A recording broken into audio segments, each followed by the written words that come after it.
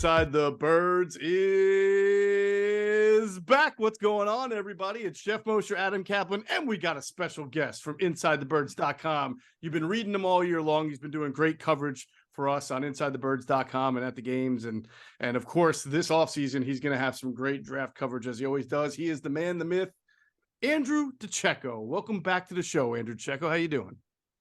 Fellas, it's good to be with you. I always enjoy our conversation.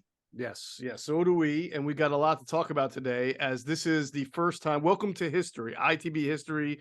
This is the first time the Eagles have had a first-round playoff bye in the history of ITB. We were, at this point, we're usually either previewing their first-round playoff game or discussing who's going to be getting fired. So this is new. So Adam came up with a great idea of let's do our kind of end-of-the-season awards. We wanted to have you part of it. You've been covering the team all year long, so it'll be a nice little, this is like our mock draft, except, you know, you're here doing postseason awards instead. So that's always fun. But obviously first there's some news to get to, right? The Eagles, and I want to talk to you guys both about this. This is pretty interesting. This is sort of a deviation. I asked you if you were surprised, Adam. You weren't, because you said you heard Nick Sirianni talk about it. So I'll ask you now, when he said it on a radio interview, I think he said, I'm going to have guys practice for the first part of this week. Did that surprise you a little bit? Because it surprised me. No, the one thing that did surprise me is that he said it, and I'm pretty certain I heard this. It was on Angelo Capaldi's show, and he always has one on Monday if they play that Sunday. So Sirianni said they're going to practice in pads. It's like, really? Yep. Okay. Now I like that because this team needs to be sharper. And the other thing is it gets them, instead of giving the week off like Andy Reid would do. And if you look at the history, he was pretty successful at it, whether it's the bye in season or during the playoffs. But this team probably needed to feel like they're still working hard. And although they're only practiced for an hour, they did yesterday, which was Thursday. Today's Friday, so they'll do another day. Well, it may rain today, so they may or may not practice inside. But fact of the matter is, I think they needed this work. It's good that they did this, and there's some good news coming out of that Thursday practice. Yeah, we'll get into that. What do you think, Andrew? Were you a little surprised? This is certainly not like consistent with how they have been, you know, as a staff since last year. Yeah, certainly a little bit caught off guard by that news, but I think that it's necessary, as Adam alluded to, because the Eagles, frankly, have not been playing their best football at the most crucial point of the season. So I think this ensures that they're going to stay sharper going into the postseason. So yeah, I think that's a good idea. I gotta say, I like the idea too, for all the reasons you guys mentioned, but I just struggle with how backwards, illogically logic this is. Like this is this team that doesn't even do this in training camp. I mean, they're all about preservation, they're all about fresh legs, and yeah, I get it. They still have the weekend off, and then they probably won't reconvene until Wednesday of next week. But it's not like they're the healthiest team either. I mean, they got Jalen Hurts out there, they got Lane Johnson working with a trainer, and I don't know, it's just I'm so used to the Andy Reid / Doug Peterson way of, if you have a bye, you just tell everybody to go get it. And a lot of coaches do it, not just not just them. I mean, the Giants last time they were in the playoffs in was it 16? And then they got in trouble for being out the pictures of them out on a boat and everything like that.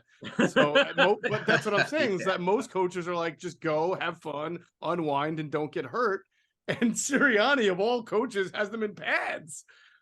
I just can't figure them out sometimes. It's just when you think you have them figured out. Yeah. Then I realize I guess I just don't know everything. So no, it is interesting, and I think it'll probably benefit them. And when you say, Adam, that there are some interesting things that came out, what did you find most interesting? Yeah, so I don't believe Hurts threw. He was just in uniform, taking sort of mental reps and whatever conditioning. But just that he's out there. I know we talked about what he's dealing with after practice on Thursday to the reporters. Someone asked him if the game was this week, would he play? He kind of said he wasn't totally sure if he would. I know we talked about this on our last show.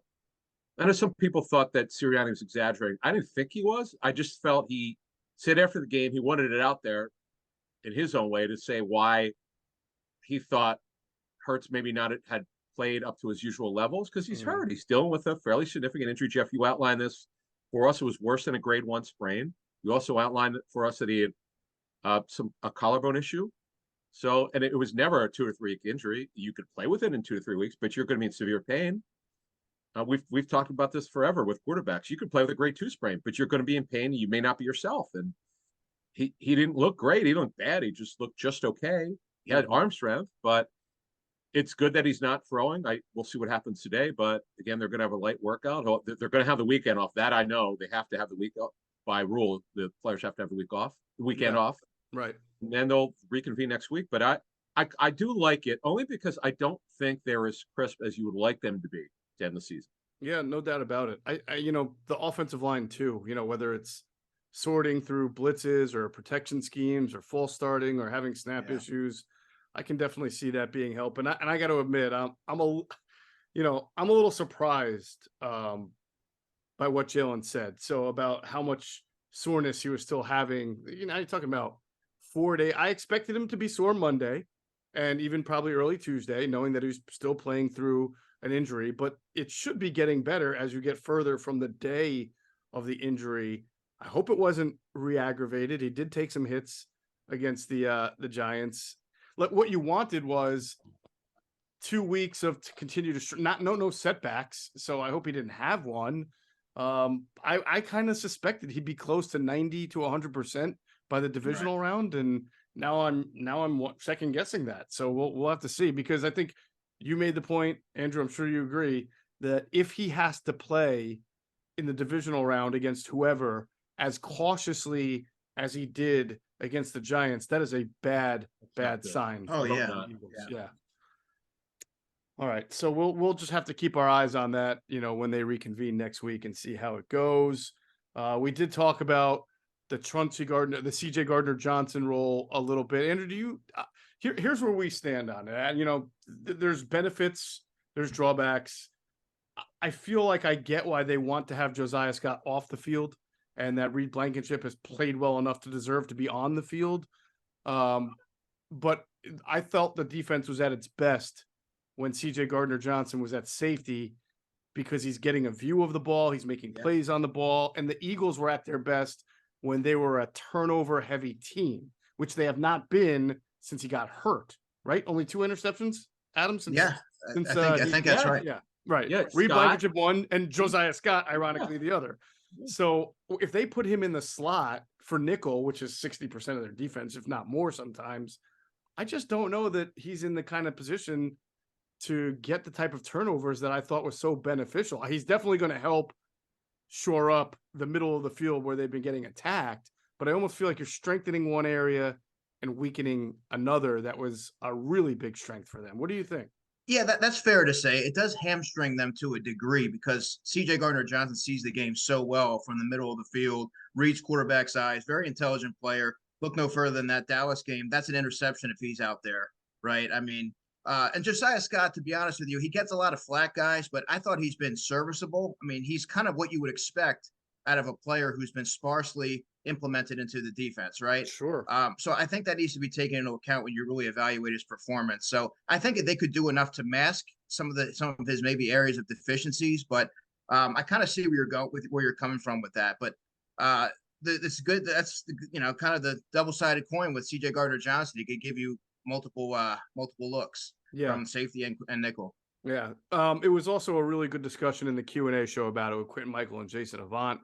They like the move a little bit more than me or us or whatever, but I think they also were getting a little, I think Q as a safety, just in general, is getting a little kind of itchy, and Jay as a slot receiver, getting a little itchy about seeing Josiah Scott constantly getting targeted week after week. So I cannot understand where they're at. Adam's power rankings are now out. They're on InsideTheBirds.com. They've been out since Wednesday. I loved the Final Five. I love that you aren't afraid to put a non-playoff team in the top 10, and I totally agree with it. And I think if that team had made the playoffs, anybody who had to play them in the first round would have been crapping in their pants. So, and by the way, worried. I don't know if you guys watched the Seattle Rams game or know what happened. Some of the worst officiating probably this year. There were 5 to 6 wrong calls in that game. And the Rams should have won that game. The Lions should have gotten the playoffs. They got totally jobbed. I feel bad for them. Yes.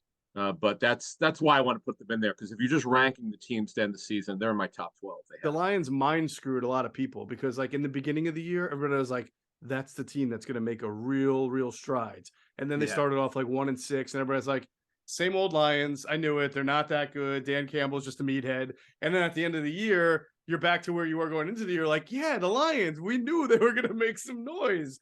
And I'm sure we'll do it again next year. I mean, I expect that the Lions are going to be pretty. I got 2 first-round picks. So they'll be a I playoff think team they'll next be year. pretty good. They should be. Yeah. They should be right. They're trending is our famous word of the show. They're trending towards being They are trending that way. Just as far as other injuries with the Eagles are concerned, Miles Sanders did get out there on Thursday. He's got the left knee thing going on.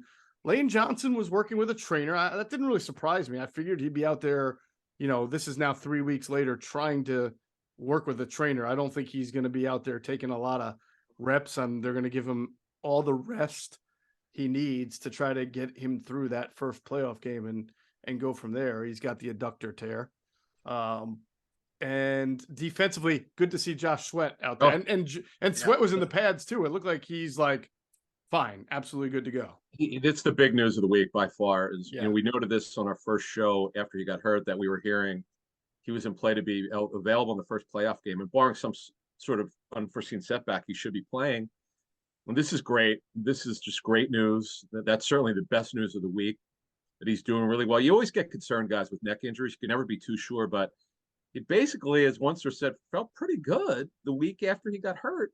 Mm-hmm. Maybe that's why Sirianni said Sweat pushed him to play. They were going to hold him out because of neck injury, but he felt okay. And now, as he told the media, he's playing, and now the medical staff has to clear him for it. But the fact that he was in pads and practice would say that he's almost certain to play. Awesome, good stuff. All right, so that is, and of course, Avonte Maddox is a wait and see. We'll find out next week. We'll have more information on what this team realistically expects from Maddox, because as we've mentioned many times, could have put him on IR, would have meant he would have missed the last 2 games, divisional round and conference championship, but it seemed that was inevitable anyway, but they didn't. So we'll try to see what their expectations are for him next week and get some more homework on that. All right, we're going to get into our postseason awards here. We got some really interesting candidates, some good awards.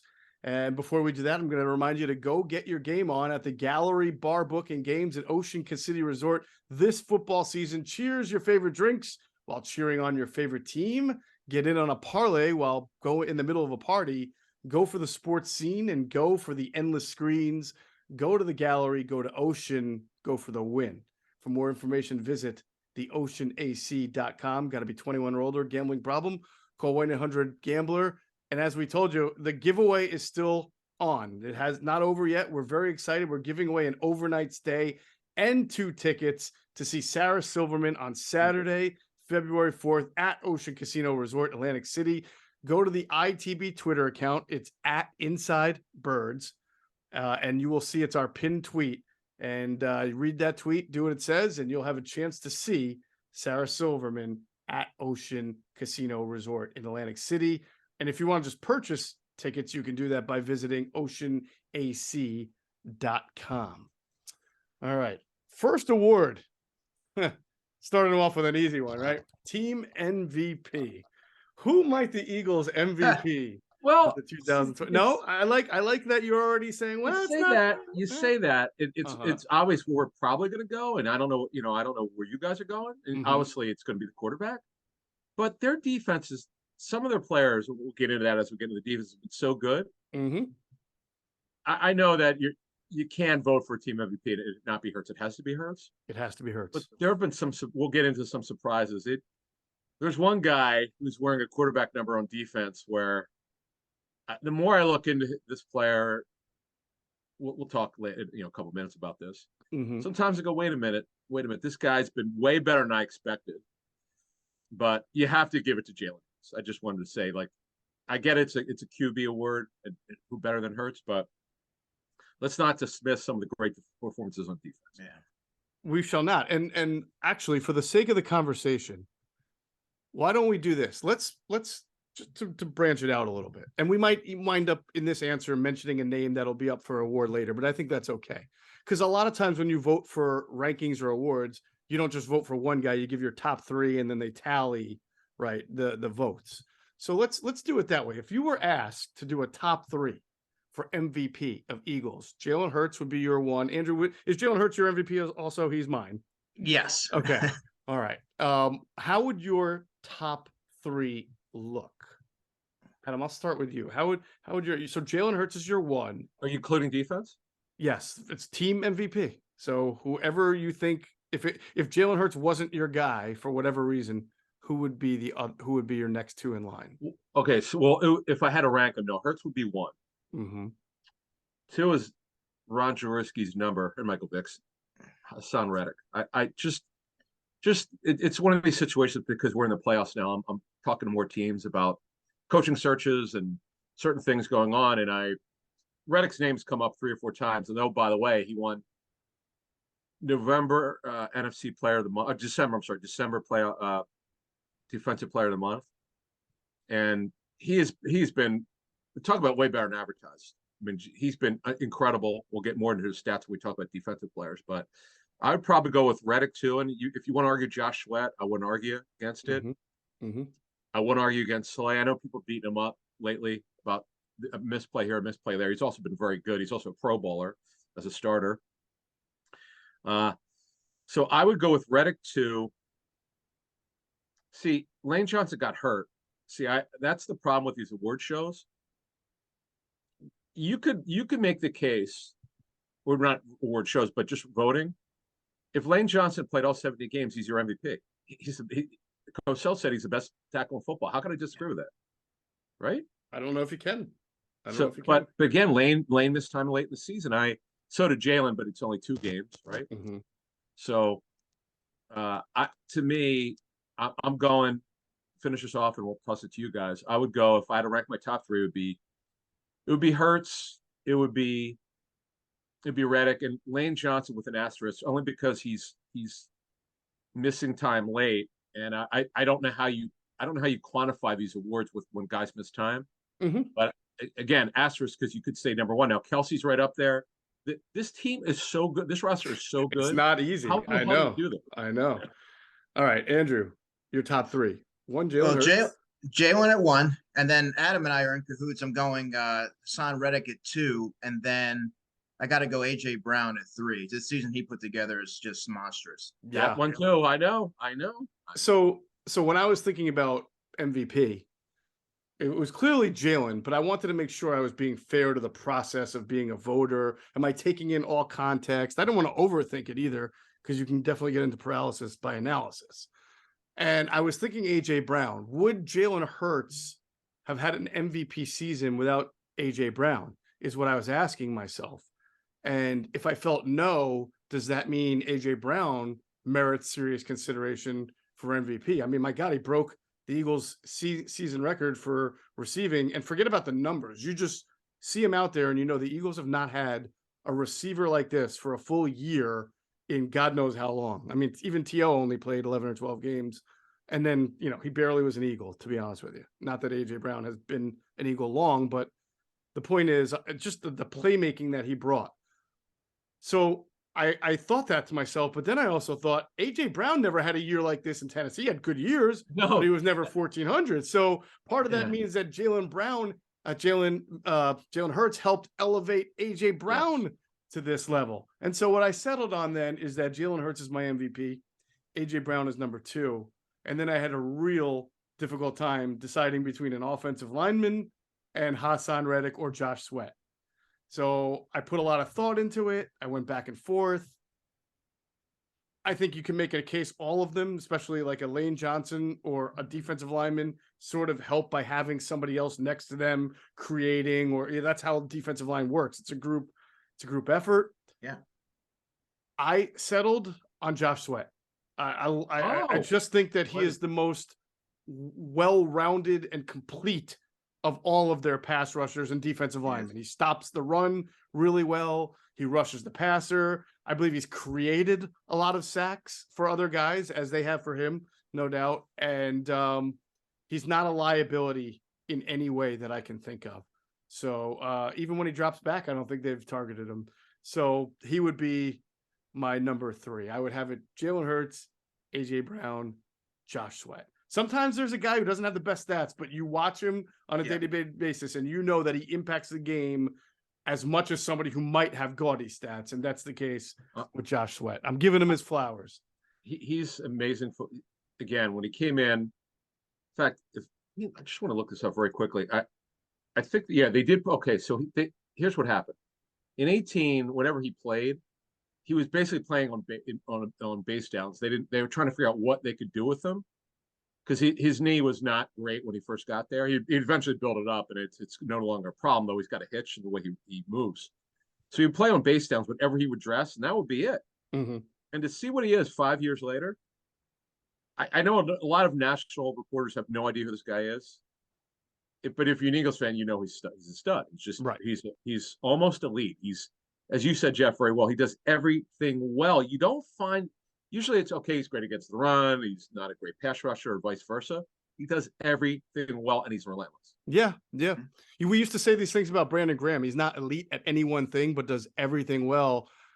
Sweat he reminds me of that. They're built differently. He's got a little bit more explosion. I think he has a little bit more moves with the hand usage too. You know, Brandon's a good bull rusher. He has some subtly good moves that don't get noticed all the time. But I think Josh Sweat, since he got into the league as a wide nine, just, you know, get that angle to the quarterback. Perfect. He's refined his arsenal, and he can beat you on inside moves. He can beat you on outside moves. He uses his hands well. And he can just sometimes just push your guy over. We all remember two training camps ago when Andre Dillard was improved, he was working Andre Dillard, putting him on his butt. And I remember that led to his breakout year last year. He made the Pro Bowl that year. So Sweat has an 81-inch wingspan. It's amazing. Jeez, yeah. Is that right? Oh my truly is an Eagle, man. He truly is an Eagle. He is some football player, and thank goodness he's okay after that neck injury, because anytime a guy's carted off with a neck injury, you get very concerned. Mm-hmm. But he gave his teammates a thumbs up. Like, basically, not only would he be okay, that he was fine. He was actually telling guys on the field, "I'm good, man. I'm good," and he was serious. I bet. So thank goodness. Yeah. You know. All right, and so the next offensive award we're going to go to is best offensive performance this season. Best offensive performance or performer. And now here's what we can do. We can hedge if we want to, right? You can either repeat, and that's fine. Like, a guy can win MVP and Offensive Player of the Year. It could be the same guy. Or you can use this opportunity as a chance to reward a non-quarterback with Offensive Player or Performer of the Year. So I'll start with you, Andrew. Who is your Offensive Performer of the Year? I'm going with A.J. Brown, Geoff. And the reason being 88 catches, 1496, 11 touchdowns. His big body, physical presence, someone who commands the football, allowed Jalen Hurts to elevate his game. And he beat Mike Quick's longstanding record by 87 yards. I mean, there's something to be said for that. So he's my pick. All right. Adam, Offensive Performer of the Year? Yes, number 11, I think his number is. A.J. Brown is everything I thought he'd be, even better. When the trade went down during the draft, I remember calling you. I go, you have no idea how good this guy is. And I remember you were talking about, well, we were talking about Alshon Jeffrey, and A.J. Brown's never had that kind of year. And you said earlier in the show that part of it is obvious because they don't throw a lot in Tennessee. Right.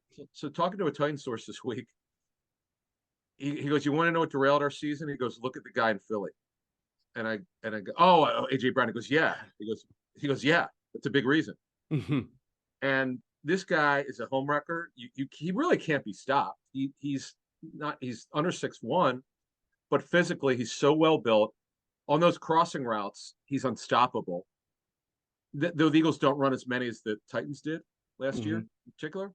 He's the most unstoppable receiver the Eagles have had since T.O., and he's just incredible. Now, if you took away, let's say, Devontae Smith or Dallas Goedert, and he had to be even more of a factor, he could have had 120 catches. They don't need him to do that. But he's an incredible football player, and you have to understand how his knees were. Part of the reason why the Titans traded him, they were concerned about his long-term viability with both of the knees that were surgically repaired. So it's been a great story. What a great trade this was. I mean, look, you can look at all the free agent moves and the C.J. Gardner-Johnson trade, which has been really good, but this trade right now has a chance to be one of the best in Eagles history. Absolutely. It's definitely one of the best. I also have A.J. Brown as my Offensive Performer of the Year. So that's a clean sweep in the first two categories. I promise you it's not going to be like that for the rest of the show. But tying this up, Andrew, I'm going to ask you something Adam asked me. Yeah. What did you learn about A.J. Brown this year that you might not have realized about him before the trade? Well, we knew he was great after the catch. We knew he was physical. I just didn't. I don't know. He's kind of been as advertised for me. Mhm. He commands the football. He's aggressive at the catch point, good in the red zone. He's great on slants. I didn't really. I mean, his game sort of became more well rounded when he was with a quarterback that was able to get him the football and take advantage of the skill set. So, Right. I'm not really sure. Okay. I just my answer to Adam when he asked me was like you. I knew about the slants, the run after the catch, the ability to take an intermediary catch and make it a chunk play by turning upfield. I did not realize how impressive his late hands were on 30, Yeah, 40-yard passes downfield. And by yeah, the way, And his ability to sort of get away with subtle pass that's interference it. type moves. That's it. I told you when we went to OTAs, I said, watch this, bleep. Yeah. right. And I've said this probably 5 or 6 times when Slay was right on him, like literally standing right next to him.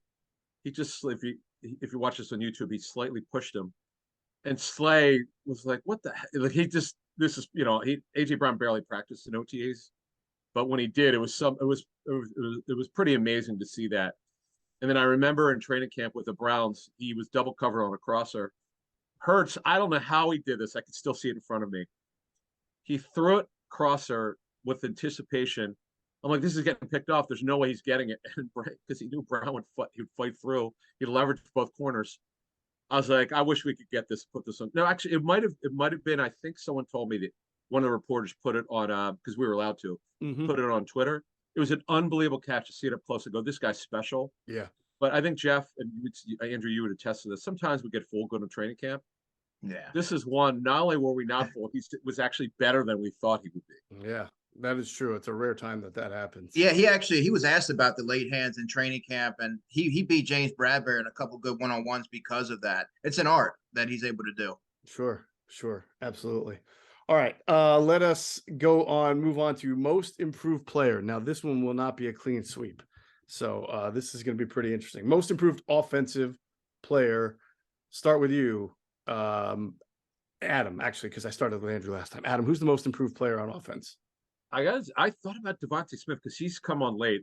I gave the stats on our Sunday pregame show what he's done over the last 8 games, over 9 targets per game, and he had a bunch of touchdowns, a ton of yards. He's come on here, but Hurts has had just an incredible jump here. I remember we were at OTAs, and I was like, okay, this is interesting. He's coming on here. We were hearing from talking to people around the team. He's made a big jump. I've learned my lesson to be careful of backing quarterbacks after OTAs. I've liked that. OTAs are basically AA baseball, training camps AAA, and major leagues is the regular season. Mm-hmm. And he hit all the fastballs, guys. He just and as I remember I was doing Ike Reese's show with John Marks in the spring. As a guys, just watch the first couple games. It'll tell you if the coaches trust Hurts. It'll be, you won't have to guess. They're giving the answers to the test. Mm-hmm. If they let him throw at a high volume to him, Right. they know what he is. They think he's going to be great, and he's exactly who they want. Mm-hmm. If they're hiding him again, it's over for him as the Eagles quarterback. That's it. Nothing to argue about. They're telling you by what the play calls are, and you see how they come out throwing every game. They think he's great for their offense. Yes. So you're double dipping here. Your MVP is also your most improved player. Yep, I'm double dipping the chip. Yes, I like it. That's very fair. Yeah, it's hard to argue against his improvement. It was meteoric. Right? Andrew, who is your most improved player on offense? Well, Hurts's development is one of the great stories that come out of the 2022 NFL season. But for the sake of going the other way, I'm going to go with somebody that maybe you guys might not think. Landon Dickerson, to me, is somebody that I've seen just simply manhandle people and become more proficient in the as a run blocker and a pass blocker. Look no further than his pancake block against the Saints. He's been doing that all season. He's a Pro Bowl player this year. I really thought he took a big step forward. Absolutely. Were you guys surprised? I was that he made the Pro Bowl though. A little bit, because he wasn't. I thought he picked up his play later in the season. To me, I wasn't surprised only because I think in general there's not a ton of great guards in the NFC. Like last year, 2 of the 3 Pro Bowl guards were Brandon Scherf, and he only had played 12 games, and Ali Marpet, and Marpet's retired. So you've taken 2 of the 3 best guards in the conference, and they're no longer in the conference. So that kind of opened up for 2 more people to be alongside Zach Martin. I just don't know, there's just not that many really good You're right. offensive guards in the NFC. If you go through, you're so right. If you go through the other 50 teams, I'm going through them right now. I'm like, no. Yeah. Okay, nah, maybe no. You're So- that's, and I don't want to take anything away from Dickerson, but it's that's part of that. This is why I can't stand the Pro Bowl voting, because I'm not give him his props, but sometimes just isolating certain situations, as you guys know. So if you look at some of the guys who made it, not Dickerson in particular, but some guys made a total reputation. Mm-hmm. And then here, Oh, yeah. did he make it because he deserved it? Or did he make it because they're just the guys who weren't good enough? I don't know. Right. I mean, to the point also, to further the point, not only did Landon Dickerson make it for the first time, so did Chris Lidstrom from the Falcons. And he's been in the league for He's a good player. He's had a 6 good year. Yeah, he's good. But I'm saying he's been in the league for a few years now. So it was about time for him to start playing well. Sure. So you just wonder if there were more blue chip style guards in the league, if these 2 guys would have made it. But no, it's good. It's good to see new blood in there. This is great category because we all have different most improved players. Yeah, I have no idea who just So I didn't want to double dip, even though Jalen Hurts' improvement is clearly amazing. But B, I want to give a little credit to someone whose improvement in my mind this year was not helped out by it. Like Jalen Hurts got AJ Brown, right? That's great. No knock on it. Someone who did not get something in the offseason, and that's Miles Sanders. Miles Sanders came back this year just ready to work, ready to be a bell cow, ready to be a better runner, better vision, give up the home runs for the sake of the 4 to 6 yard gains. It's basically the same offensive line. And, obviously Jalen Hurts' ability to run helps him, but it did last year also. And Miles was good last year, but he was very good, almost Pro Bowl worthy this year. He had his best year as an Eagle by far. And it's not just about stats. We talk about it week after week. His patience, his following the right blocking scheme, taking what's there. I think he's caught the ball, not much, but when he has been throwing the ball, he's been a lot better this year than he has in years past. So to me, I think the jump that he's made has been equal, because people thought going into this year that Kenneth Gainwell might even eclipse him by the end of the year as the lead ball carrier, and he stayed healthy. He's played through whatever injuries he's had. Yeah. I don't think that you could have asked any more of Miles Sanders than what he gave you this year. Only two turnovers. One of them was the weird one against the Bears, where it wasn't exactly like like a sideways lateral or pass anyway. So really only one bad fumble, and that took 16 weeks or 15 weeks to happen. So to me, the most improved player on offense is Miles Sanders. So I like that we all had a different person. We'll move on to breakout player of the year. Andrew, who's the breakout player for the Eagles this year? I'm going with Miles Sanders. Nice. This is a player who hasn't rushed for more than 867 yards going into this season. 1269, 11 touchdowns. He was available for all 17 games, and I can't understate enough how impressive he's been. Or I don't think that could be understated, how impressive he's been between the tackles, physical, Good point. just being able to do everything. And he really he's come into his own, and it was pretty remarkable to see. Yeah, absolutely. I know some people will say, well, he's got like 5 Pro Bowl linemen, but or either a Pro Bowl or an alternate, but he had that line last year. He's always had a very good offensive line. I agree. And Greg Cosell has been firm with this. Miles has always been a tough yards runner. The difference is some people thought he was not tough. No, he's always been a tough runner. It was just that he wasn't always patient and didn't always follow the blocking scheme. This year, he has done that better than any year of his career. Getting the dirty yards is a big Yes. thing. He does. Yeah. He remember, no touchdowns the previous season. That's Yeah, exactly. That's another one. Yeah. Good point. What did he finish with this year? How many? 11. 10? 11. Imagine 11. going from 0 to 11. That's fantastic. And we have a new category. It's best player against the Giants' performance. Boston. The Boston Scott Award. Yeah, and a guy thanked us on the message board about we were doing the Mojo read, and we said, folks, we said, take the anytime touchdown if you're gambling, and take Boston Scott. Trust us, somehow it's going to happen. And then I remember, okay, maybe they pulled out Sanders. I can't remember when it happened. And you see Boston Scott, they break the huddle. I'm like, here we go. Here's the carry. And he muscled it in there. I was like, oh, unbelievable. Yep. No, it's amazing. He did make the Pro Bowl this year, right, Miles Sanders? Yeah, he did make the Pro Bowl. Okay, well deserved. Adam, who is your breakout player of the year on offense? I also thought about Devontae Smith here because he was good last year, but he's taken to another level. And we talked about the other show, our Wednesday show, and Yvonne Cosell talked about all the great things Smith has done. It's a really great breakdown on our last couple of shows with him. But really, when you look at it, it's either Sanders or Hurts. To me, it's Hurts because they actually needed him to. Because look what the GM did: got him AJ Brown, got him Smith last year. Goddard's now the full-time tight end. Ertz was traded last year at the trade deadline. He's got the best offensive line in football. Sanders, as you mentioned, is had a breakout season, which is tied, by the way, to Hurts because of the RPOs. I hate to say it was all on Hurts to be really good as he's been, but it was all set up for him, and there were no more excuses. It was here for him to do it, and he did it. And that to me is why he's a breakout player. All right, that's fair. I went with Devontae Smith because he had 0 catches in the opening game and finished with 95. So he actually had 95 catches in a 16-game season. If you think, Oh, I did not know it was that high. Holy stroke! 95 catches, and he had real quick. If I go for 1169 or something.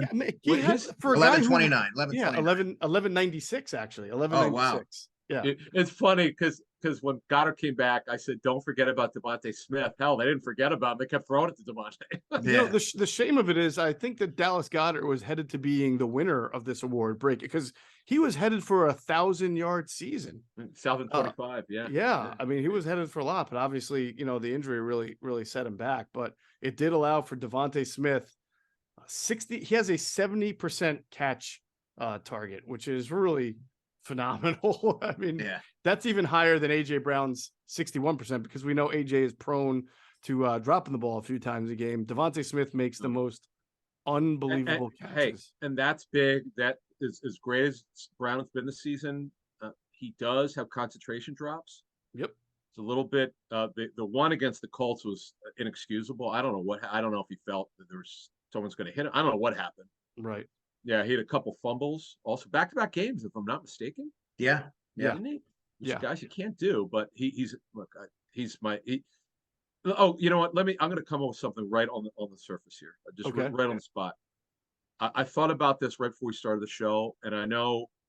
Give me your favorite player to watch on this team, offensive, defense, no restriction. I can even say special teams. Not that you would ever say. Who's your favorite guy to watch when you watch the tape? James Bradbury. Bradbury. Why? He's the smartest corner that I've had the privilege to watch and cover. Lengthy guy, physical, doesn't necessarily get the notoriety playing opposite Darius Slay, but I think he's been the more consistent player. And it's been fun to watch. Me loving defense like I do. I enjoy watching him play. I was about to say only a football junkie, an X's and O's junkie, picks the number 2 cornerback as his favorite player to watch. I love it. That's awesome. Good one. That's a good one. I like that one. Who's your favorite player to watch? It's to me, he does all the dirty work.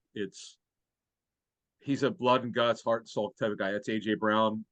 I had a high level Titans source telling me that he is more important than Ryan Tannehill to that football team. Think about that. Well, I think that's been pretty clear, right? But no, but from a connection, and everybody loves Ryan Tannehill there. Sure.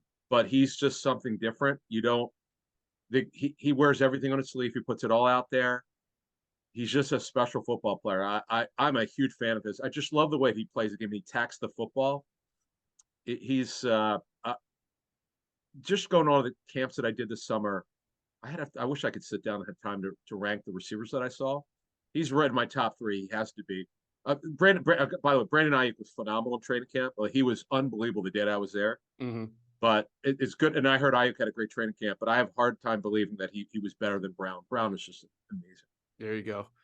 Brown would be a good candidate for me, but I would say that's a tough one. So I'm going to sort of micro answer this. My favorite play to watch the Eagles run is the tight end screen. Oh yeah, the Dallas Goddard. Yeah. And so that means my favorite player to watch is either Goddard or Kelsey, who's always a big part of that. There's nothing I enjoy more than watching Kelsey up in the second level, just blowing away undersized linebackers and safeties, and occasionally a corner on the outside. Especially when he does that thing where he lunges at them and just like completely bowls them over like bowling pins. And Andrew will love this word. He's always looking for work. I love that term that coaches use. He just you can see his eyes. He's looking for someone to take or to roll over. And the thing about that one is, and I saw that the Rams do this with Tyler Higbee with the tunnel screens. Goddard does a great job of getting smaller, just because with a tight end screen, you want to wait till you set up your blocks, and he does a great job being patient. Then he hits it. He's a big super freak athlete. Goddard. We've not seen the best of him. He was headed, as you said, Geoff, for a big time year. It's very rare, guys, to see a tight end go over 1,000 yards, but he was definitely headed for it. This offense, folks, is sick. This is unbelievable. One more thing, and I thought about this right when we were putting together this list of this show. It made me think of how pathetic. Like, if we want to do a 2020 show postseason or okay, give us your team awards so they weren't in the playoffs. Who are you giving awards to? They were terrible. Greg Ward. I think Greg Ward was the 2020 MVP. Exactly. Yeah. Oh my God. I don't even know. I can't. It is probably. It seems either like him or like Brandon Graham had like 9 sacks that year, right? Did he? I don't know. Because he gets that every year. How does this happen? Like, how does this happen 2 years later that they're elite? I just don't understand it. It is amazing. Well, coaching's a big reason, and to tie it up on offense, this is another great category that I think will have a lot of variance. Best assistant coaching performance on offense, Andrew DiCecco. I'm going to go with Brian Johnson, the quarterback's coach. Great one. Second year working with Jalen. You see the progression. A lot of that had to do with Jalen putting in the offseason work, but you got to give Brian Johnson some credit. I think he's going to get some offensive coordinator looks, either if not this offseason, then in the coming one. He's done some great work. Great. I can't argue with it. It's a fantastic candidate. Yep. Who do you think, Adam? It would be easy to give it to Shane Steichen because he's calling the plays, but he's not coaching a position. Mm-hmm. I'm going to give it to, because I had a couple, but I narrowed it down to Jamal Singleton. Why? As you guys outlined very well with Miles Sanders, there's no way Miles Sanders is as good as he is without Jamal Singleton's hard coaching, according to multiple team sources. He coaches hard. He's on him. He's a military guy. As you know, he was at Air Force. He coached Chad Hall, by the way, the Bills receivers coach. He's a phenomenal football coach. I have no idea why he's been moving around so much in his football career, but I know the Eagles are glad to have him. He's done a phenomenal job this year. Whatever, I have no idea how he's coaching them, other than I've heard from multiple people that he coaches. He's on Miles a lot. It's not just the punching bag, the punching glove, the boxing glove that you see at practice, trying to make sure he doesn't fumble. Mm-hmm. But it's just being consistent, getting those dirty yards. And as a team source said to me, it's what Sanders does when he doesn't have the football, and that's pass protection. That's awesome stuff. Listen, you guys picked 2 really, really good candidates. I wonder, though, if the lead is getting buried here a little bit, as we say in journalism. Maybe a little too much, paralysis by analysis. If I'm giving this award to an offensive assistant coach, Jeff Stoutland is the guy. I know. Right. Sure. Too easy. I had. Wait a minute. Hold on. You got 5 offensive linemen, right? 3 are in the Pro Bowl, 2 are alternates. I know. And then on top of that, he's also the run game coordinator for the 5th best rushing attack in the NFL. And it would probably be the number, if they decided to run the ball 40 times, they'd be the best rushing attack in the NFL. I know. In fact, I had a joke with someone with the Eagles a couple years ago that we know that Peterson and Foles have their statue. Is Stout going to have his own? Because he's amazing. No, but see, I thought it was too much of I wanted to kind of.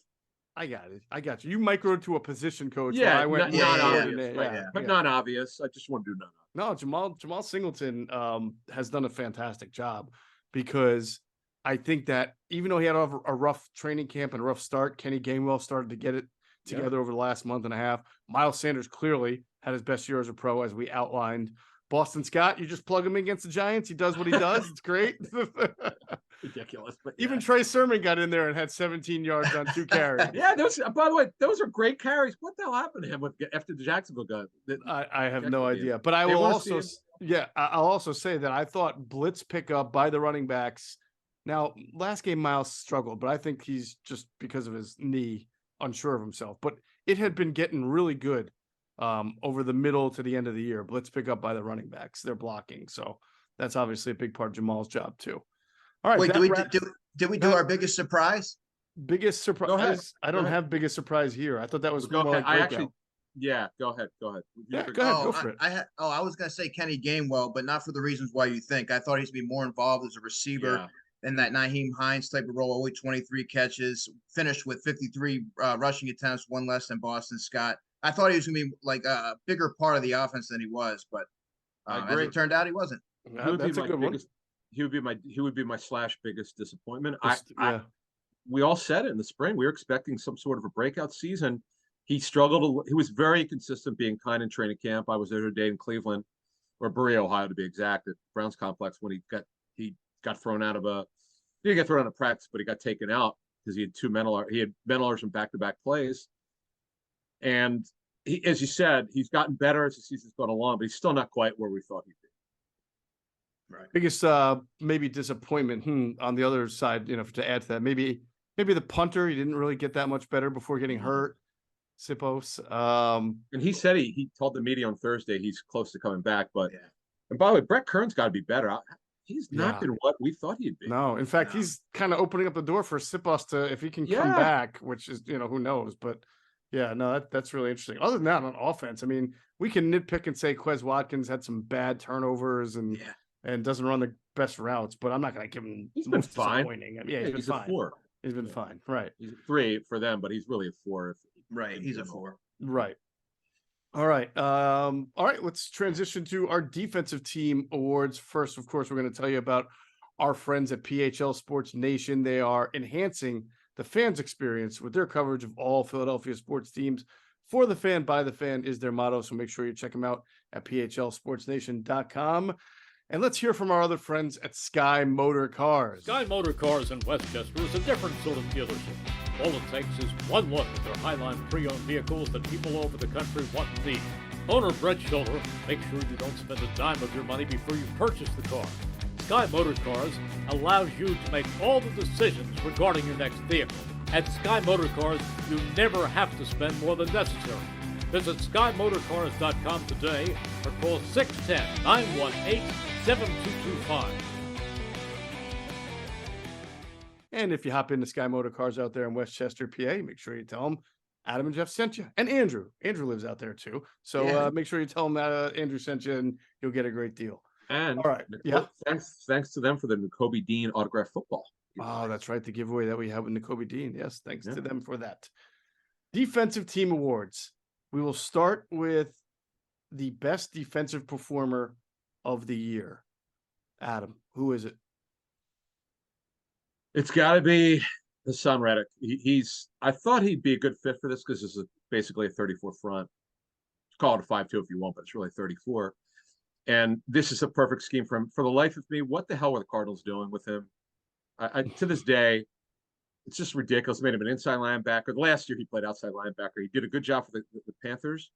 The Panthers, talking to them, they had a lot of there were a lot of their own players they wanted to extend, which they did. They were very aggressive. They did a great job. But they were kind of like, you can't pay everybody, okay? And Reddick signed a 3-year deal with a 2-year structure. He's going to make $30 million over the first 2 years, and by golly, folks, he's well worth it.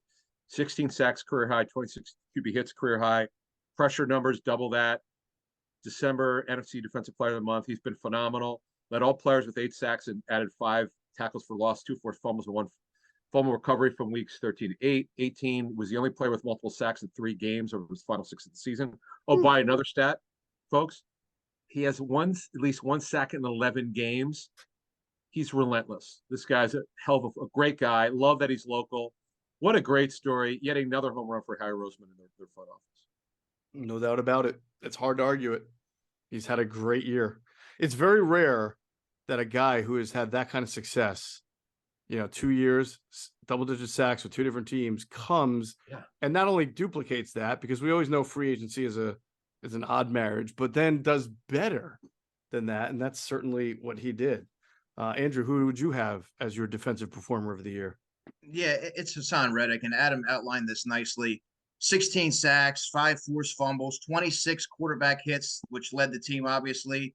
Just a phenomenal free agent addition. He's been everything the Eagles probably thought they were getting when they got him and more. So hard to argue It is hard to argue that. Of course, I'm going to have to do it, though, because I told you guys earlier in my that. MVP that I would have had Sweat over Reddick. And Sweat's not far behind. He had 11 sacks. That was a career high, not 16, but I think it was 26 quarterback hits for Yes. for Reddick, yeah. well, 23 for Josh Sweat, who, by the way, only plays about 60% of the snaps compared to you get more like 75% of the snaps from Reddick. So if I'm to extrapolate a little bit, of course, if I do that and you start playing this guy 70% of the snaps, you might, maybe the knee thing becomes an issue. I don't know, but he's been great.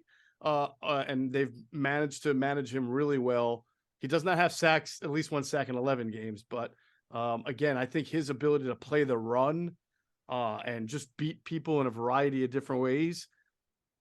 I think there's an argument to be made. It's a small one that with Hassan Reddick, I don't want to say it's feast or famine, but if you get to him, you can get to him. If you get on him quick, you can drive him away. He's very explosive. He's tough. Some of the better left tackles can get to him.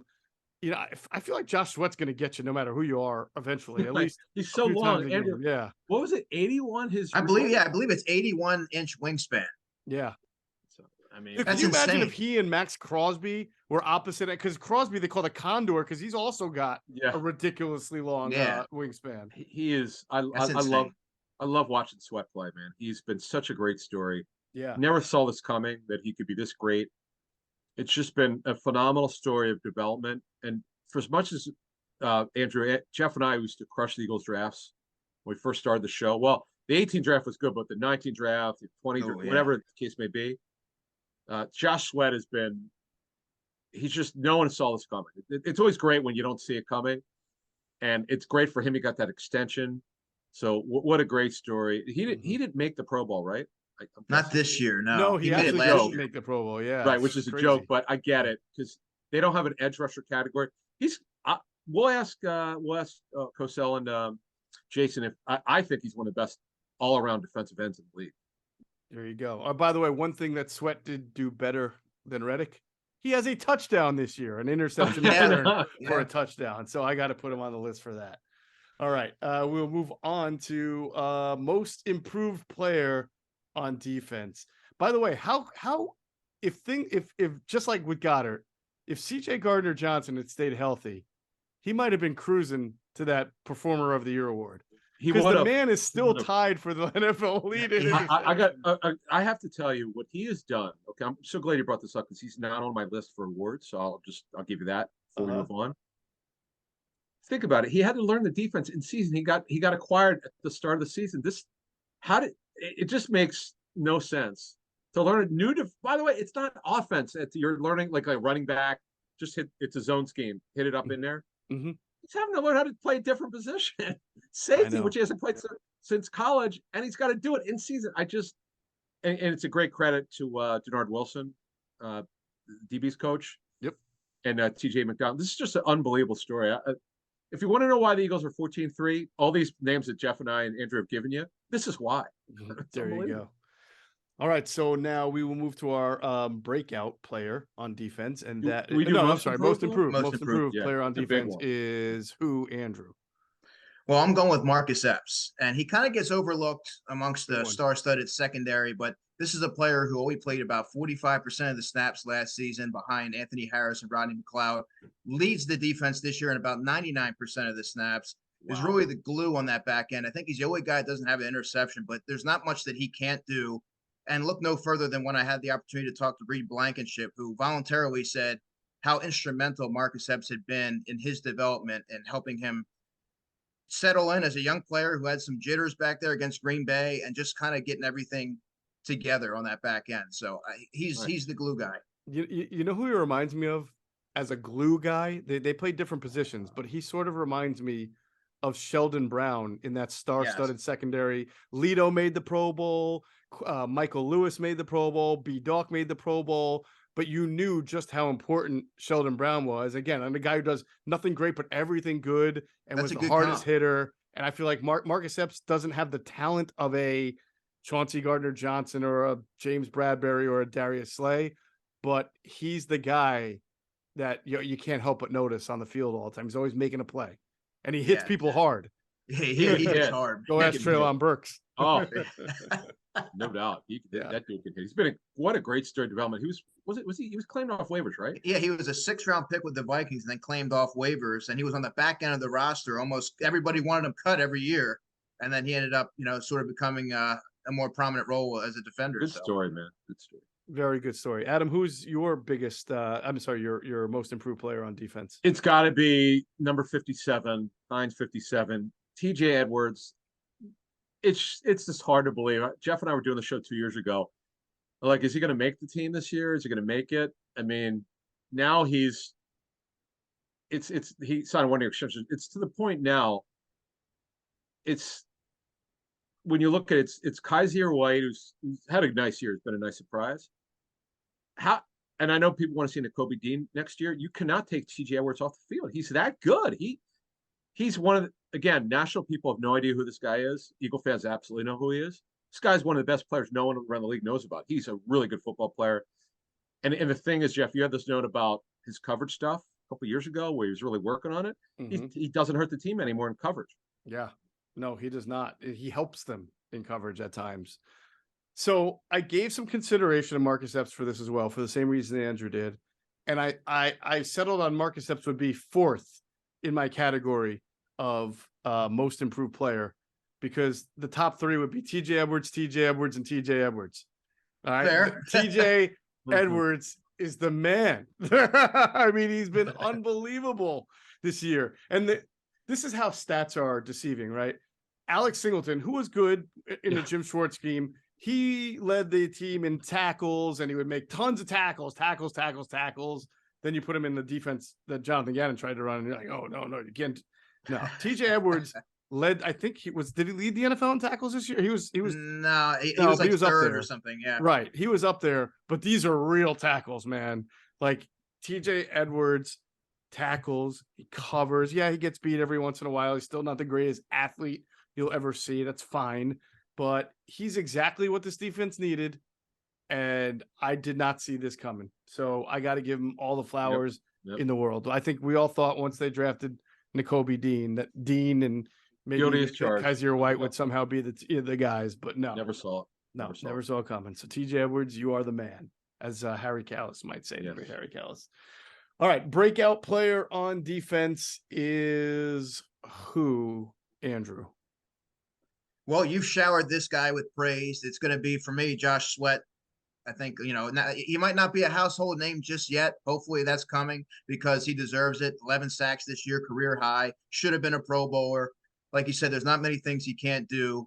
And he's the team's most pure pass rusher. Fair enough. And yes, he even had a better year than last year. 11 sacks this year was more than last year, and he made the Pro Bowl last year. Adam, who is your breakout player? Josh Sweat, best all-around defensive player they have, because he does, as you said earlier, everything well. He's the thing that you love is he takes the run seriously. He's a great force defender. He's so long, 6'4.5". The wingspan, as Andrew talked about, 81, which is amazing. What a 4th-round pick. That 18 draft, man, is, God, what a draft. They only had 5 picks, but they hit home runs, man. That was great. And Sweat, just keep it up, man. He's just the great thing is because of the scheme that they use. Typically, in this scheme, the guys, I know Sweat does do both hand down and hand up, but guys who play up front in the Fangio scheme typically are not great pass rushers, even good pass rushers, but he's bucking the trend. He's been terrific. There you go. And so I gave mine to Fletcher Cox. No, I'm just kidding. No. Breakout, huh? I'm messing around.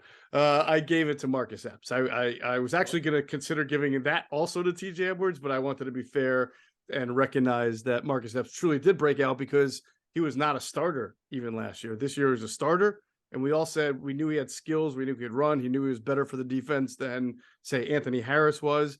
But with the spotlight on him, would he be, able to handle that? And he did. He handled it. So Marcus Epps is definitely my breakout player of the year. All right, we will go to biggest surprise player. I think we're going to get some interesting names. I think there'll be some variance in this. So, Adam, who's your biggest surprise player? I this is one we got a really good tip that Brandon Graham looks normal. We got this in April or May, and I'm like, he's coming back from Achilles. Okay. Well, let's see. Mhm. So we see him in OTAs, like, or whatever they allowed him to do. I'm not sure, maybe whether running or like, okay, let's see what happens. And then, I ran into him we'd heard he was back to normal. So I ran into him at this golf event, charity event, and he looked great. And I talked for a while and telling me about his rehab and how well he was doing. I was like, okay, this is great. Let's see what happens at training camp.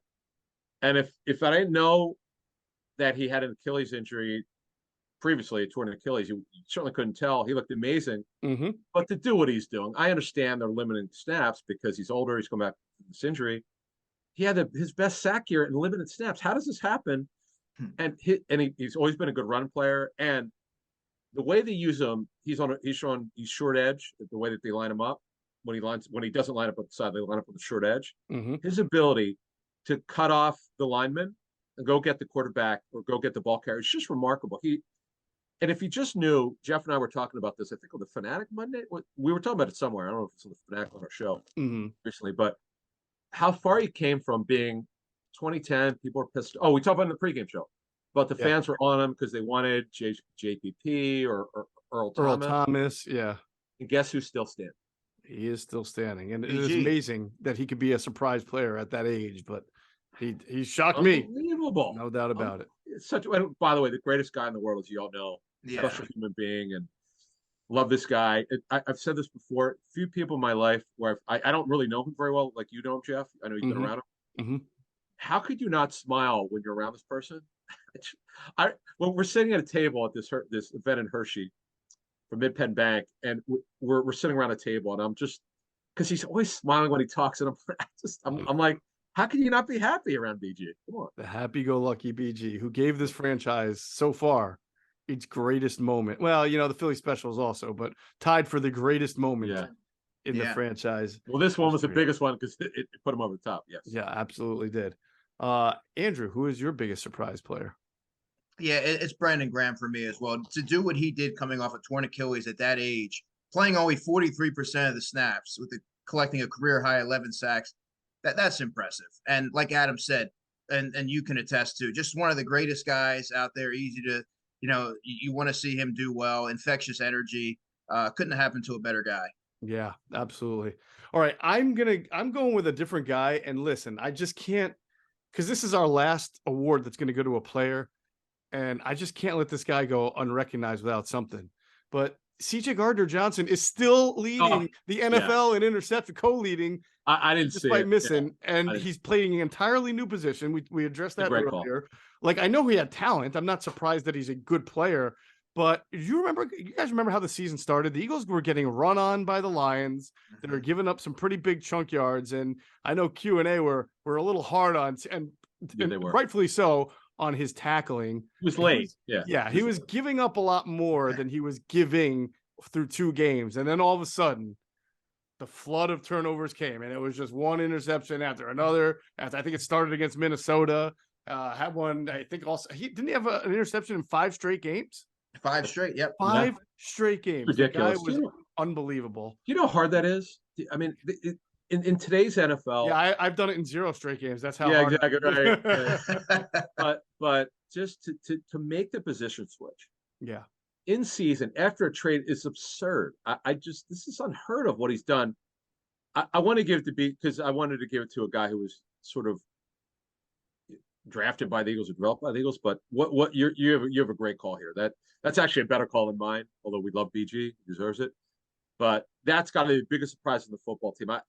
There's just no way to expect this, that he could be, and it's a shame he got hurt because not only would he almost certainly would have to be. What did he finish the season with picks? 6.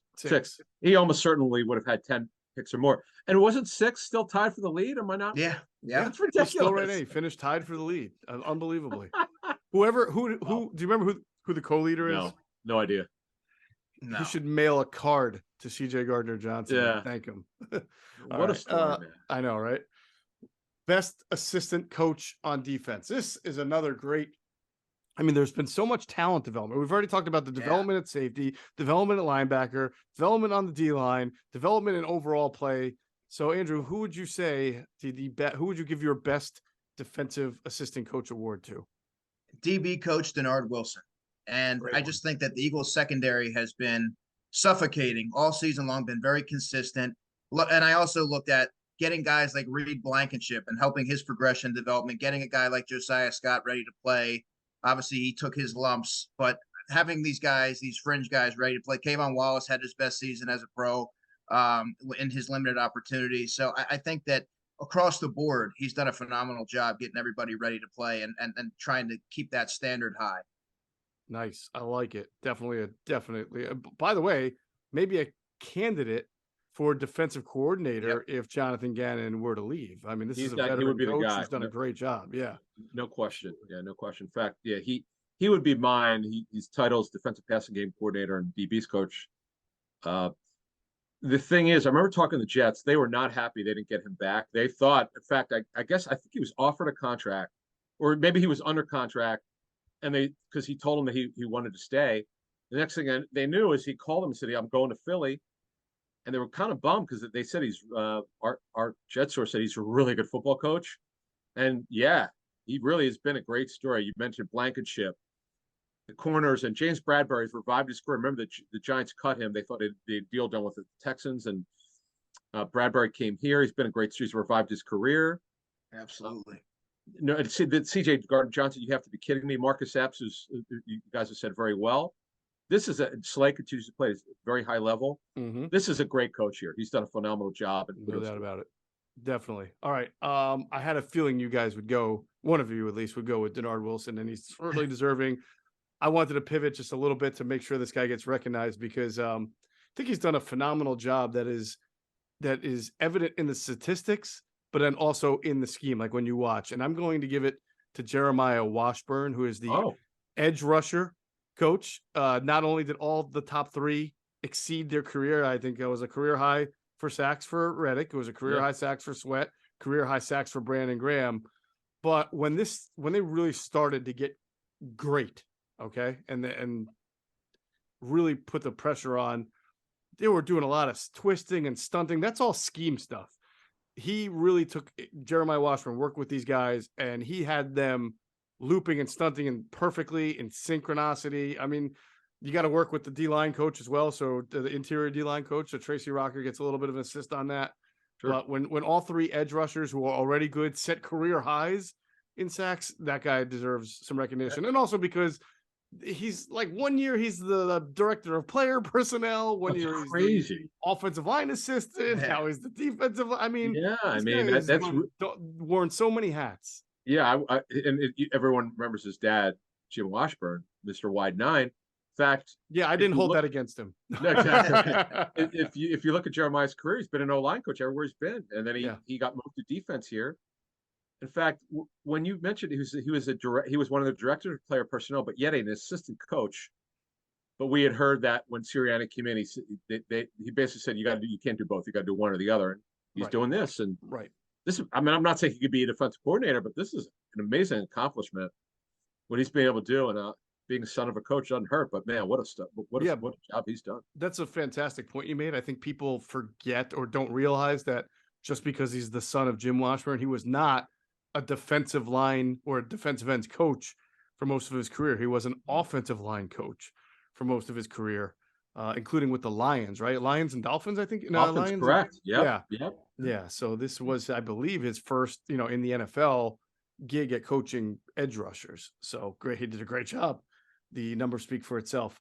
All right, real quick. We'll go through our NFL awards. We don't have to go big paragraphs on each one, but very quick. We'll do it quickly. Offensive MVP of the NFL. Adam, who's the offensive MVP? I got it. Mahomes. Had Hurts not gotten hurt, it would have been a two-horse race, so to speak. But I have to tell you, without Tyreek Hill, and I got to give Andy Reid credit, and obviously Mahomes was the quarterback, their ability to create explosive plays. Mahomes has been. See, the difference between Mahomes last year and this year, Andy actually and I remember Greg Cosell telling me this. Andy changed their offense midseason. Mahomes started to not throw the football where the ball's supposed to be. Right. It was taking bad plays and turning it over. So he reined it in. He forced him to get rid of the ball faster. Then he rebounded once he got him under control. This year, he's been incredible.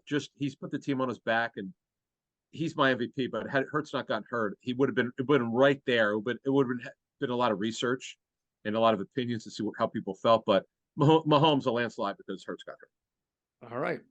Good one. Andrew, who is your NFL MVP?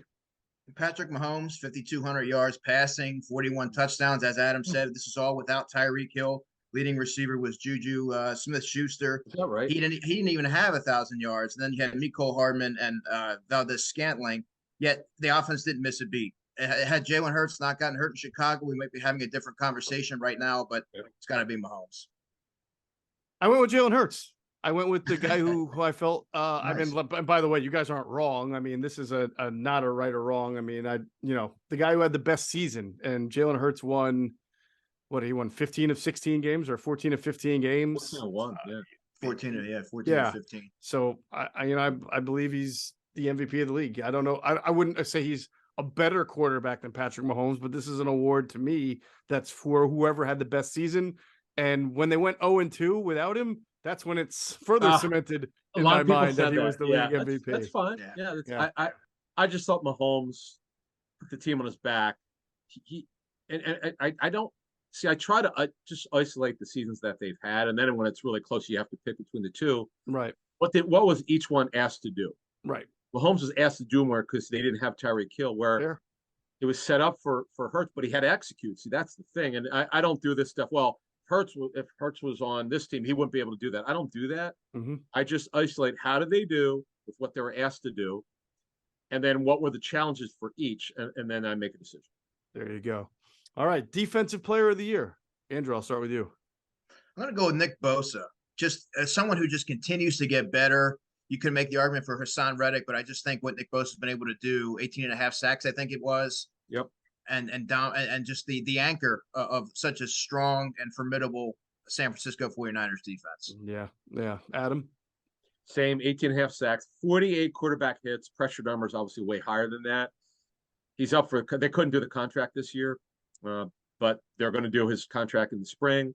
He deserves it. He's actually better than his brother, Joey, believe it or not. His dad, John, I remember meeting John, who was a first-round pick of the Dolphins. It's just ridiculous. Like both the brothers and the father are all first-round picks. How does that happen? It is amazing. And I'm with you guys 100%. I had Nick Bosa. I was actually trying to find, is there someone even close? Hassan Reddick was close, but Bosa was, Parsons. Micah, yeah. Micah's good. Yeah, Micah would have been a good one. It's the first time in a long time Aaron Donald's not a clear runaway winner for that. So it's nice to see somebody else. But True. I went with Bosa. All right, let's go with our picks for rookies of the year. We'll start with offensive rookie of the year. Who is it, Adam? Garrett Wilson. Kenneth Walker has been inconsistent. He's good. He's been good. Breece Hall. You know what's insane? Had Breece Hall not gotten hurt, he would have been the offensive rookie of the year. I think he was headed for it. He was incredible, unfortunately, towards ACL. So I gave it to his teammate Garrett Wilson.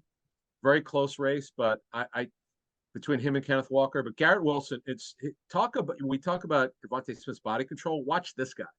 He was terrific despite the bad quarterback play. He's been great. Yeah. Okay, Andrew.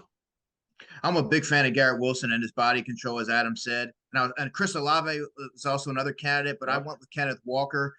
Just over 1,000 yards in 15 games, 9 touchdowns, fits what Seattle wants to do on offense. I think he has a bright future. He's my pick. Yeah, no, that's a really good one too. Man, Wilson was good. I gave Olave serious consideration.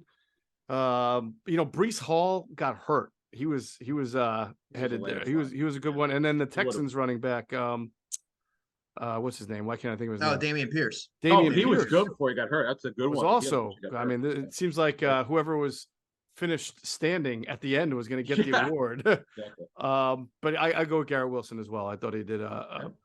He's got a bright future. And Jahan Dotson, another guy who got hurt, and if he had played the whole year, he might have been. Wasn't there a really good offensive lineman as a rookie too? That I'm missing out on. The kid from the Panthers played well, didn't he? Who's that? Ike Iguano. He was Iguano. Yeah, Right, but Garrett Wilson had the best year Yeah. as a rookie Yep. on offense and rookie on defense. Andrew. Well, you could make the argument for Sauce Gardner, but I'm going to go with Aiden Hutchinson from the Lions. 9.5 Ooh. sacks, Good 15 one. quarterback hits. I think they found themselves a building block for that defense, and they're going to be successful moving forward. He's going to be a Three big part. picks.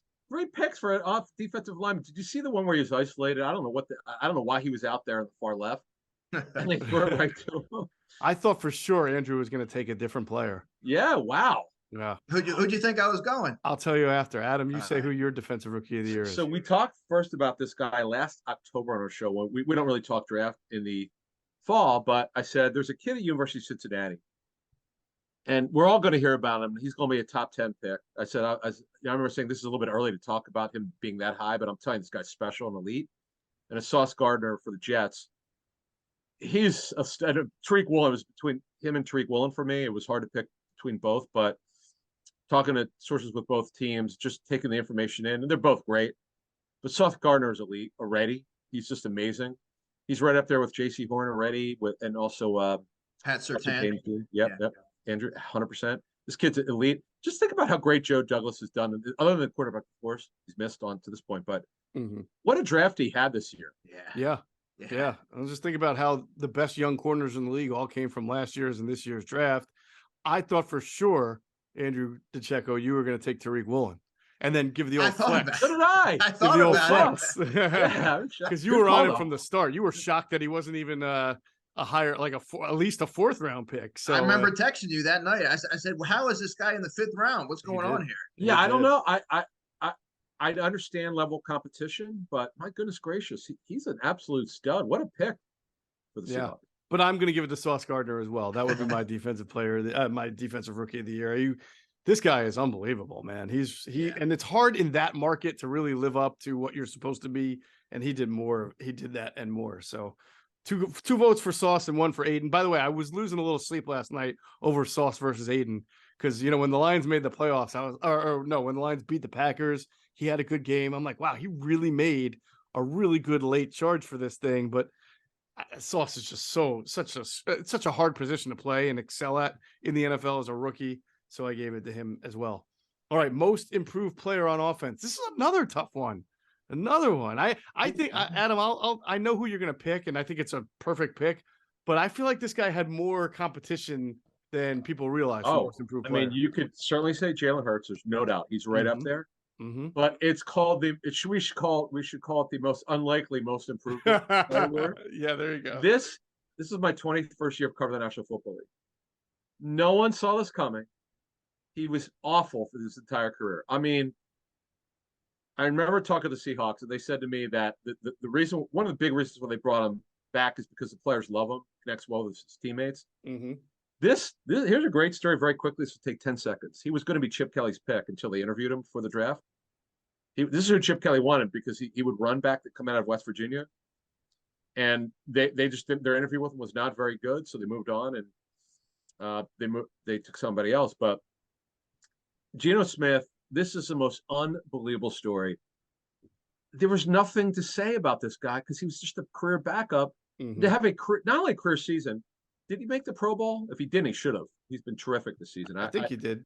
He's so decisive, folks. That's the reason. He's been an unbelievable. So great for him, by the way. Kudos to him, and I'm happy for the guy. There you go. Andrew, who's the most improved player? Jalen Hurts, for reasons we've outlined. I just think that his development's been one of the great stories of 2022 and a testament to his work ethic and the coaches that he's been working with.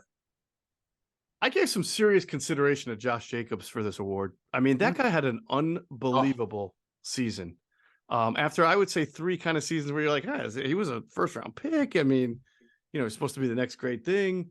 So I sort of was weighing him versus Geno, but I gotta say I got to go with Geno because his team made the playoffs. And again, like there was almost zero expectation that he would be this good. So I'm going to go Geno Smith there, but some real serious consideration of Josh Jacobs on most improved player. Great call. Offense. Remember, they didn't pick up his 5th-year option. Right. So let's talk. Yeah, that's right. They didn't. Now we'll see what he get. One of many good running back free agents to be, including Miles Sanders and Saquon Barkley and Tony Pollard. So Yep. really interesting group there. All right, most improved player on defense. Start with Andrew. I'm going to go with Quinnen Williams from the Jets. I really thought that he got off to a really slow start to his career. Him and Chris Jones have been probably the class of the defensive tackles across the league this year. Really like what he's doing right in the middle of that Jets defensive front there. He's my pick. All right, good pick, Adam. I would have gone with, if I could redo this, I would have gone with him. He's come a long way. He had a lot of pressure on him because he had that one great year at Bama, and he's really come on here and he's been relentless and explosive. The reason why I'm going to pick Nick Bosa is he was good last year, but if you wanted to say he's the best defensive player in the league, I'm not going to argue. No one saw this coming to him be this great. I know he's a first round pick, and to be better than his brother, he's a great player. He's taking his game to another level. Quinnen Williams, again, if I could go back, I would pick him, but I just feel like his improvement has been dramatic. He's also really good not really good, but he's a good run defender. He gives a ton of effort, and he's improved greatly. He's also healthy. Remember, he tore his ACL 2 years ago. Exactly, yeah. Quinnen was almost my pick, Andrew. We were sort of right church, wrong pew, or kindred spirits here. I went with defensive line. I went with interior defensive line, and I went with the same market. But I went with Giants interior lineman Dexter Lawrence. Dexter Lawrence. Fourth in quarterback hits in the NFL for a guy who is kind of a bigger, fat guys aren't supposed to have quarterback hits. They're supposed to be run pluggers. But no, he had a really good year. He pushed a lot of pockets around, and he really came into his own as one of the best true nose tackles in the league. So I go with Dexter Lawrence on that. That moves us into the comeback player of the year, another award where maybe one guy seemingly had it for the first few weeks, but by the end of the year, different people emerged. Adam, who's the comeback player of the year? And another one I didn't see coming. The Eagles played against the Lions in the first week. Jared Goff has been an amazing story. Everyone wrote him off. Fans call him trash on Twitter. I've seen it. I see it out there. What a great story. And it's one of the reasons why Ben Johnson, the OC for the Lions, has a chance to be head coach. I've heard he's interviewed very well, by the way. They think the Lions think he's brilliant. And, you hope if you're the Lions that Johnson doesn't get a head coaching job. But Jared Goff it's also an unlikely story. I mean, when Sean McVay did not want him, he wanted him off the team. He wanted them to trade him, and they did.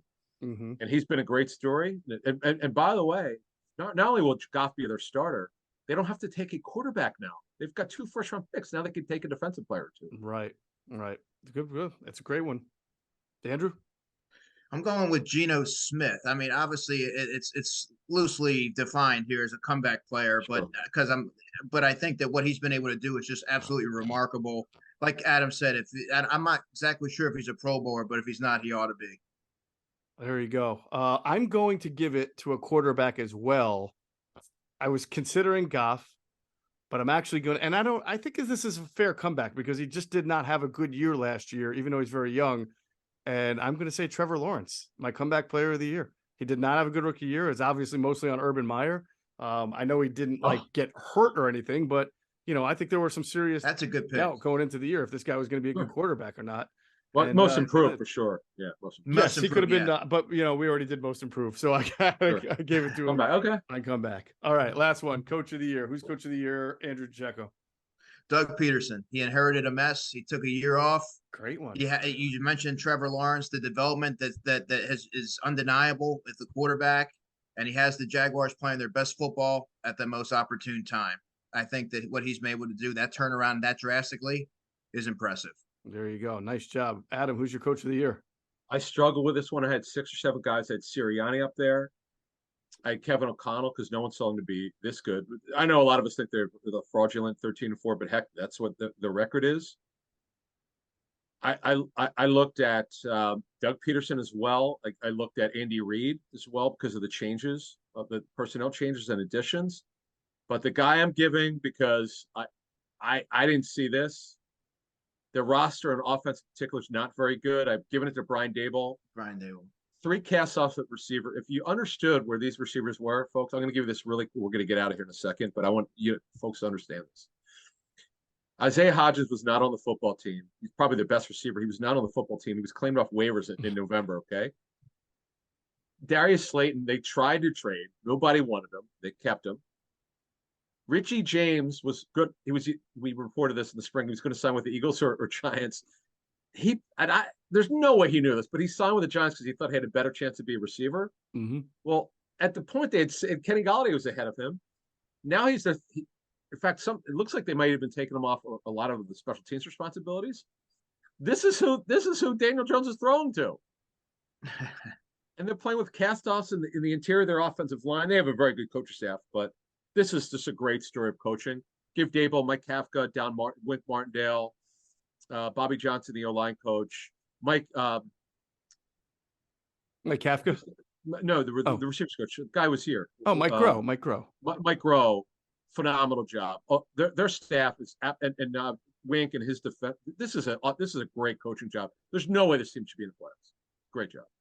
Great job by Brian Dable, and Doug Peterson is an amazing candidate for this award. I could definitely see that. I really struggle with this one because I wanted to give Kyle Shanahan tons of props. He has a very talented team, but I mean, whenever you're on your third string quarterback and you win that many games, you should be up there. And he's probably just the best overall offensive coach, if not head coach in the league. But at the end, I was with Adam. I settled on Brian. I went for the guy who did the most with an entire roster that's instead of just one position that really needed help. Brian Dable did an amazing job. So I give it to him too. And guys, just to add to that, just real quick. Mm-hmm. One of the reasons why I gave it to Dable, part of being a great head coach is to hire great assistants. Yes. That's the secret sauce.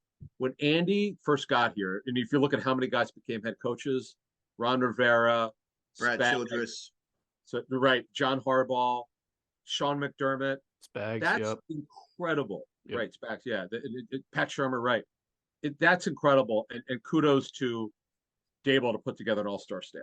No doubt about it. And you know what? This is an all-star staff right here. Andrew DiCecco, Adam Caplan, myself, Geoff Mosher. We really enjoyed this show for the first time on Inside the Birds. Really appreciate everybody who listens and gives us feedback. And I'm sure we'll get plenty of feedback on our selections. But I feel confident. I think we did a good job. So, Andrew, we thank you for joining us. And, of course, that'll do it for this episode of Inside the Birds, the leading podcast in Eagles Intel. As always, we thank you for flying with us inside the birds.